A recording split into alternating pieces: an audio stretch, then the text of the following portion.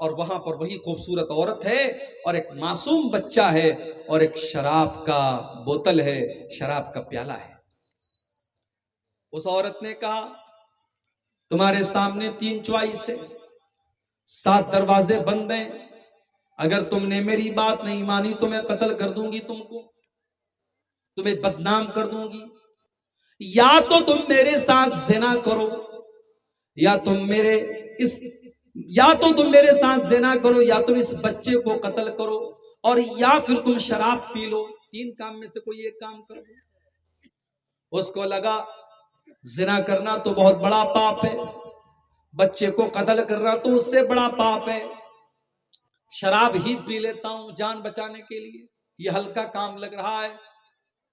اس نے ایک پیالہ شراب پی، نشہ چڑھا، اس نے ایک اور پیالہ لیا، اس کو بھی پی گیا، اور نشہ چڑھا، اس نے ایک اور پیالہ لیا، یہاں تک کہ شراب کی اس نے پوری بوتل خالی کر دی، اور جب مکمل نشے میں آ گیا اس کو کوئی ہوش نہیں رہا کہ وہ کون ہے اور کیا ہے، اس نے اس عورت کے ساتھ زنا بھی کر لیا اور اس بچے کو قتل بھی کر دیا، اور اس طریقے سے شراب کے چکر میں پڑ کر کے ایک نیک انسان نے زنا جیسا گناہ بھی کیا اور قتل جیسا گناہ بھی کیا۔ اسی لیے عثمان غنی کہتے ہیں اجتنب الخمر فإنها ام الخبائث، او لوگوں شراب سے بچو، یہ تمام برائیوں کی جڑ ہے، شراب سے بچو۔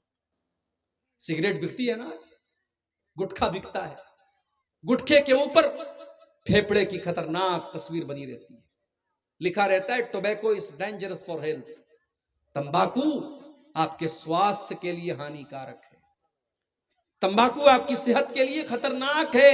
گٹکے پر بھی لکھا ہے، بیڑی اور سگریٹ کے پیکٹ پر بھی لکھا ہے، سرکار لکھوا بھی رہی ہے اور لائسنس دے کر کے بکوا بھی رہی ہے، سرکار یہ بھی کہہ رہی اس سے کینسر ہوتا ہے اور سرکار اس کا لائسنس بھی دے رہی ہے، گٹکا بک رہا ہے، سگریٹ بک رہی ہے، اور پینے والے پی رہے ہیں، کینسر سے لاکھوں لوگ مر رہے ہیں ہر سال، مگر سگریٹ پینے والوں کی بھی کوئی کمی نہیں، گٹکا کھانے والوں کی بھی کوئی کمی نہیں۔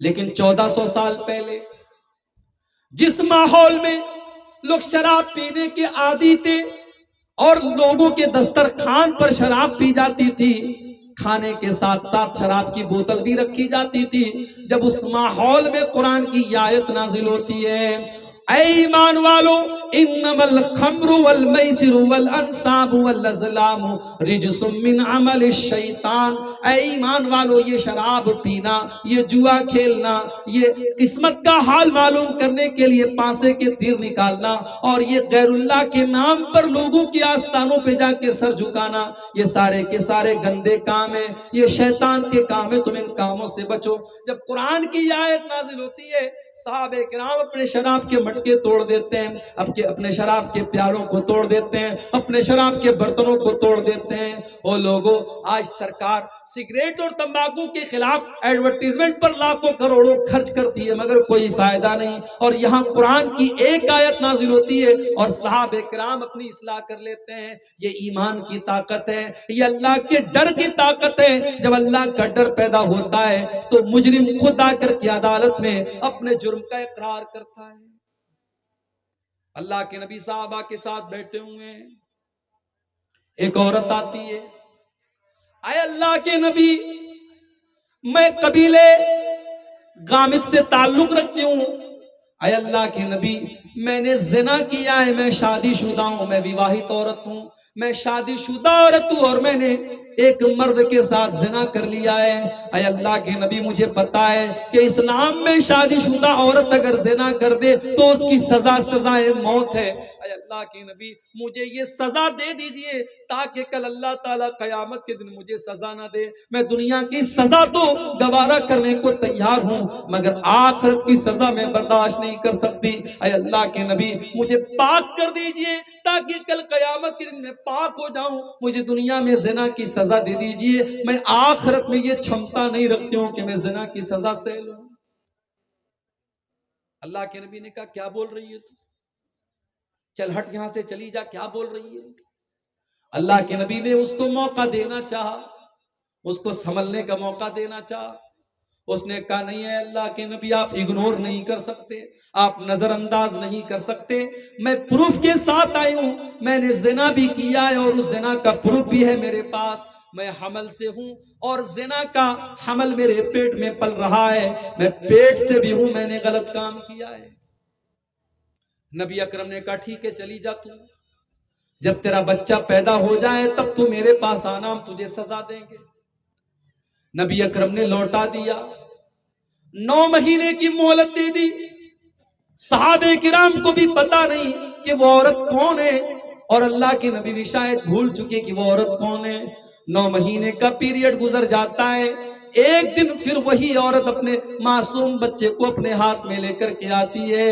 اے اللہ کے نبی، کیا آپ نے مجھ کو پہچانا؟ میں وہی عورت ہوں جو 9 مہینے پہلے آپ کے پاس آئی تھی اور یہ مطالبہ لے کر کے آئی تھی کہ آپ مجھے سزا دے دیجئے۔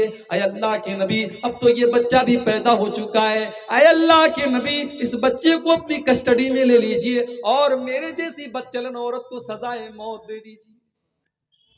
وہ لوگوں، آج عدالت میں لوگ پیسے دے دے کر کے ججوں اور وکیلوں کو خرید کر کے اپنی سزا کو معاف کرواتے ہیں، اور جو مجرم ہوتے ہیں وہ بے قصور ہو جاتے ہیں، وہ باعزت رہا ہو جاتے ہیں، اور جو بے قصور اور جو واقعی میں جو بے قصور ہوتا ہے اس بیچارے کو سزا دے دی جاتی ہے۔ آج ہی ہو رہا ہے عدالت میں۔ وہ کون سی طاقت ہے جو مجرم کو عدالت میں آ کر کے اپنے جرم کا اقرار کرنے پر مجبور کر رہی ہے؟ میرے بھائیو، یہ ایمان کی طاقت ہے، یہ اللہ کا ڈر ہے، یہ اللہ کا خوف ہے، جو 9 مہینے بعد بھی اس عورت کو آ کر کے اپنے حق میں سزائے موت مانگنے کا مطالبہ کرنے پر مجبور کر رہی ہے۔ اے اللہ کے نبی، مجھے پاک کر دیجیے۔ آپ نے کہا نہیں، ابھی تمہارا بچہ چھوٹا ہے، ماں کے دودھ پر ڈیپینڈ ہے، جب تک یہ بچہ دودھ پی رہا ہے ہم تمہیں سزا نہیں دے سکتے، جاؤ جب تمہارا بچہ دودھ چھوڑ دے، روٹی کھانے لگے، تب تم میرے پاس آؤ۔ اللہ کے نبی نے 2 سال کا ٹائم اور دے دیا، 2 سال کی مہلت اور دے دی۔ 2 سال کا پیریڈ گزر گیا اور 2 سال کے بعد وہ عورت اپنے بچے کو لے کر کے آتی ہے اور بچے کے ہاتھ میں روٹی کا ٹکڑا ہے، بچہ روٹی کھا رہا ہے۔ اے اللہ کے نبی، میں وہی غام دیا عورت ہوں، اے اللہ کے نبی میں وہی عورت ہوں جو آپ کے پاس آ کر کے اپنے زنا کا اقرار کر رہی تھی۔ طہرنی یا رسول اللہ، اے اللہ کے نبی مجھے سزائے موت دے کر کے مجھے پاک کر دیجئے۔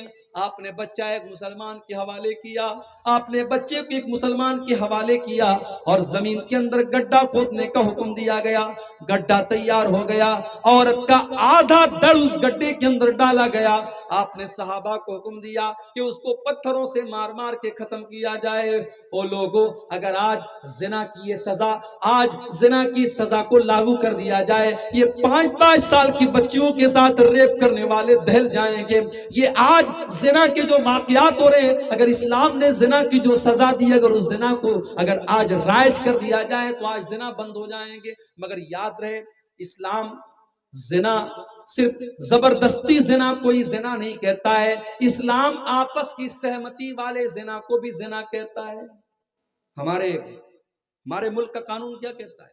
اگر بالغ مرد اور بالغ عورت، 18 سال کے اوپر کی لڑکی ہے اور 21 سال کے اوپر کا مرد ہے، اگر بالغ مرد اور عورت آپس میں آپسی سہمتی سے اگر سمبند بناتے ہیں تو قانوناً وہ غلط نہیں ہے۔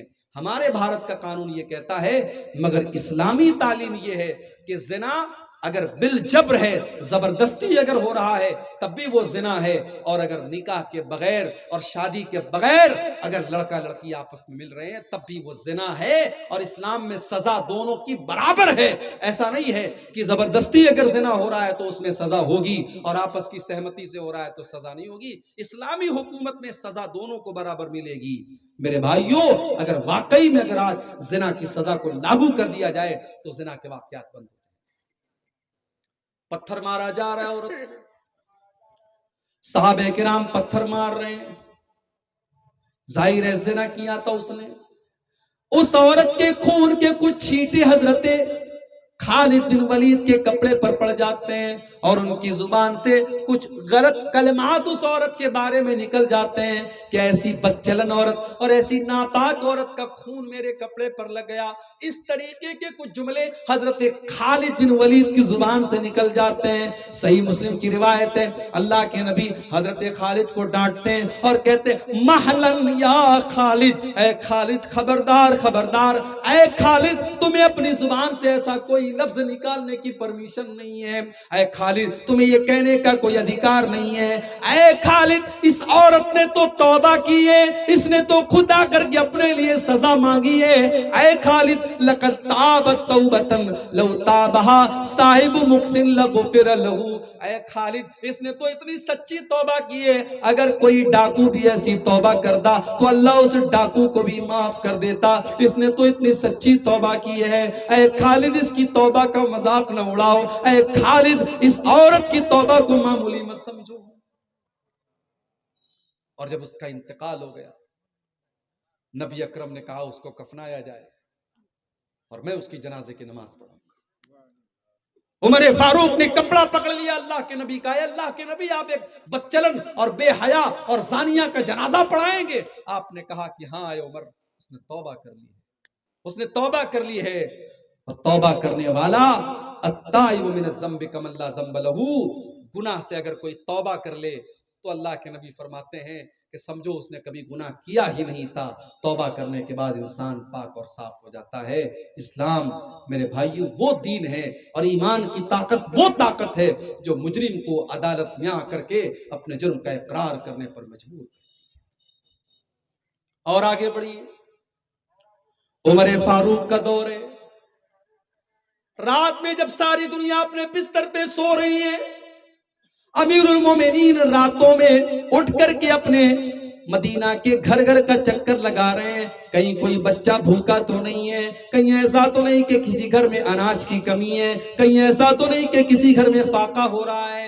ساری دنیا آرام سے سو رہی ہے اور امیر المومنین حضرت عمر فاروق مدینہ کا گشت لگا رہے ہیں, مدینہ کا چکر لگا رہے ہیں. ایک دن گشت کر رہے تھے, اچانک ایک مکان سے آواز آئی, ماں اور بیٹی میں بات چیت ہو رہی ہے.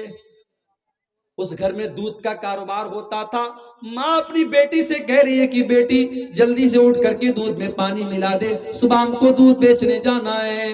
بیٹی کہتی امی جان آپ نے سنا نہیں, امیر المومنین حضرت عمر فاروق کا آرڈیننس آیا ہے, ان کا قانون آیا ہے, ان کی طرف سے یہ اعلان آیا ہے کہ دودھ میں پانی ملانا جرم ہے, اپرادھ ہے اور اس کی سزا ملے گی. ماں نے کہا بیٹا رات کا سناٹا ہے, عمر اپنے گھر میں آرام سے لیٹا ہوگا, تو کیا عمر کی بات کر رہی ہے, جلدی سے اٹھ کے دودھ میں پانی ملا دے, بحث مت کر, صبح ہم کو دودھ بیچنے جانا ہے. ماں نے یہ جواب دیا. بیٹی کہتی امی جان آپ نے بالکل صحیح کہا, حضرت عمر فاروق تو اپنے گھر میں آرام سے سو رہے ہوں گے.